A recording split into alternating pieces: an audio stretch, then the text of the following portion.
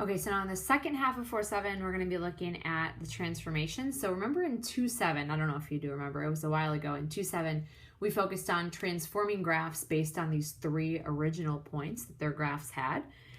So I'm going to walk you through these translations again. So this is the vertex form that we've just been working on. So horizontal translation is either left or right. So the horizontal translation all depends on h. Okay, so that's the number that's inside. Remember, anything that's inside always goes left and right, but it always does the opposite of what it looks like it's going to do.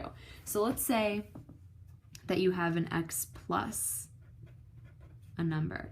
That means you're going h units to the left. And if you're going h units to the left, you're going to subtract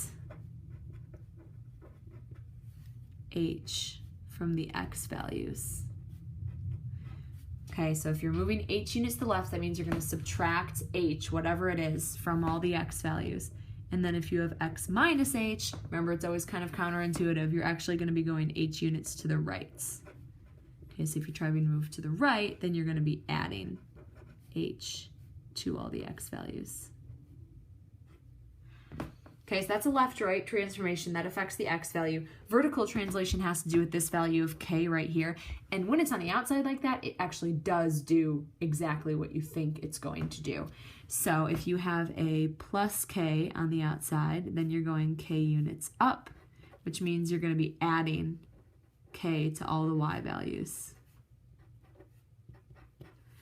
And then if you have minus k, it goes down. So k units down, which means you're going to be subtracting k from all the y values. Okay, next is reflection. Reflection has to do with that value of a. So it has to do with a, but mostly if a is positive or negative. Okay, so if a is positive, then it's going to be right side up. Okay, so it's going to look like this. And there's no change made, because that's kind of the default setting, is that it would face up anyway. So no change would be made if a is already positive, but if a is negative, what that means for our graph is that it's going to get flipped upside down. And flipping upside down, remember from a couple chapters ago, that means that all the y values are going to become negative.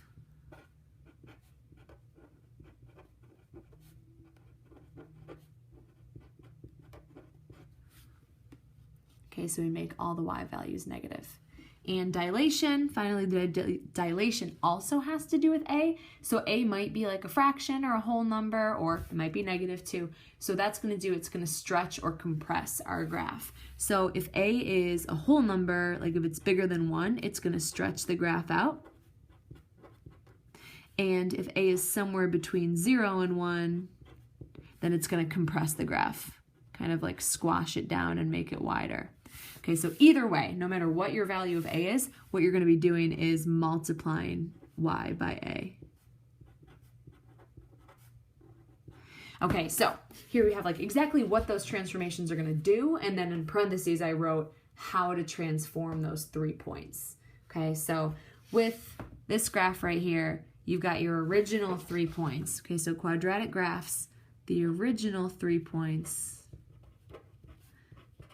And we saw this in 2.7, but like I said, it's been a while. We've got the point negative 1, 1, 0, 0, and 1, 1. So those are the 3 points that you're starting with. And then these points right here, these transformations are going to affect what the new 3 points would be, and then you can graph them.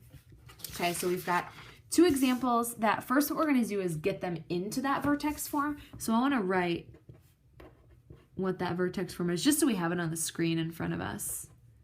Okay, so this one, not in vertex form. Anytime you can see the linear term like that, it's not in vertex form. So we're going to complete the square and get it into vertex form. Okay, so that looks like this. We have y equals. So first thing I want you to notice, this a right here is going to be whatever number was a in standard form, because in standard form we have a x squared. So since the a is written on the outside like that, we need to factor that term out. So we're going to factor out a negative 2, and then we have just an x squared left. Make sure you're factoring the negative 2 from this middle term as well. So when you divide that by negative 2, we're left with negative 2x. Now here's the trick. we're actually not going to touch this constant term right here. We're just going to leave it floating on the end because, see, we have a constant that's floating on the end here. So in order to get it into this binomial squared like that, we need to complete the square. So I'm going to leave that because I know I'm going to be adding something else. And like I said, this +1 just kind of got pushed over to the side. Okay, so now when we complete the square, we're going to start with this middle term. Think back to 4, 5. Start with this middle term, cut it in half. That gives you -1, and then square it. Okay, so when we do that, so we start with that -2 in the middle, cut it in half, that gives us -1, and then when I take the -1 and square it, it gives me +1. So I'm going to add a +1 right here. So these are the completing the square steps that I just did. So I just added a +1. Now here's the part that really throws people off, and it probably was messing you up during the completing the square too. Even though obviously what I just wrote down on this paper was a -1, in the context of the equation, it's not a -1. It's actually a -2. I'm sorry, not a +1. It's actually a -2. Because if I were to redistribute this -2, this, when I multiply it out, would actually leave me with a -2. Okay, so I just changed my equation.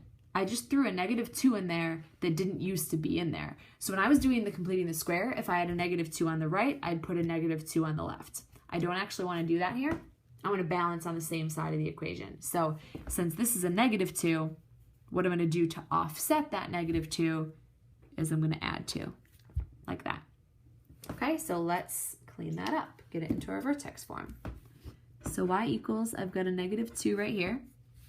This factors down into this form. It's x minus 1, x minus 1. So I can write it as x minus 1 squared. And then this combines to give me a +3. Okay, so that's my vertex form. You can see all the pieces are in order. So I start with my original points. So I'm going to write O for original. These are my original parabola points. They're always going to be these 3 points. So don't ever have to worry about memorizing something different for parabolas. And so then I'll write N for new. My new points start off with this in the middle. This is the only thing that ever affects the x. Okay, so here's what I have on the other page. I have an x minus 1, which means I'm going 1 unit to the right. So if I'm going 1 unit to the right, I'm going to add 1 to all of my x values. Okay, so start with that. So add 1, add 1, add 1. Okay, so that's the only thing that affects my x values. So now I actually have 2 things that affect my y values. Okay, I'm always supposed to be multiplying my y values by this. So that's if I have a right here, I'm supposed to be multiplying my y values by a. And then if I have a number right here, then I am supposed to be adding k to the y values. Now move from left to right. You always do this first. So first, I'm going to multiply my y values by -2, and then I'm going to add 3. Okay, so multiply this by -2, I get -2, and then add 3. And it actually takes me right back to 1, which is kind of weird, but you'll see what ended up happening there. Multiply this by -2, and I still have 0, and then add 3. And multiply this by -2, it gives me -2, and then add 3, and it takes me right back to 1. So all you need to do in order to graph is just plot these 3 points and connect the dots. Okay, so 0, 1 will be right here. 1, 3. It's right here. And 2, 1. Right there. So you can see that even though these 2 points were the same, the graph got flipped upside down, it got stretched, it got shifted. So you can see here, this vertex, the vertex is the point 1, 3. And when you're in that vertex form, you can read it right off the equation. +1, +3 ended up being the vertex. And then this -2 flipped it and stretched it. Okay, so let's look at one more here. This one's actually already in vertex form, technically. There's no linear term, so that means it's already in vertex form. If you see a linear term like that, you're going to have to rearrange it. But so this, like, a is 2. All this means, like, this is already just an x squared. So that just means that h is 0. And then 7 would be your k. All right, so this is already in vertex form. So I'm just going to start with my original 3 points. And then I'm going to do my new transformed points. So since h is 0, that means it's not moving left or right. So I don't have to change my x values at all. I'm just going to keep the same x values. And then remember first, for my y values, first I multiply by a and then add k. So start with 1, first multiply by 2, that gives me 2, and then add 7, so 9. 0 times 2 is 0, plus 7 is 7, and 1 times 2 is 2, plus 7 is 9. So if I just plot these 3 points, then I will have my graph. Okay, so I know I've got big y values here, so I don't need to bother with any negative y values. 8, 9, there we go. Okay, so negative 1, 9 is going to be all the way up here. 0, 7, and 1, 9. It's right there. So connect the dots, make a parabola. Okay, you can see the vertex right here is 0, 7, which again, since this was in vertex form, you can just read it right off the equation that the vertex would be 0, 7. And then it kept it right side up because the a is positive, but it stretched it by a factor of 2.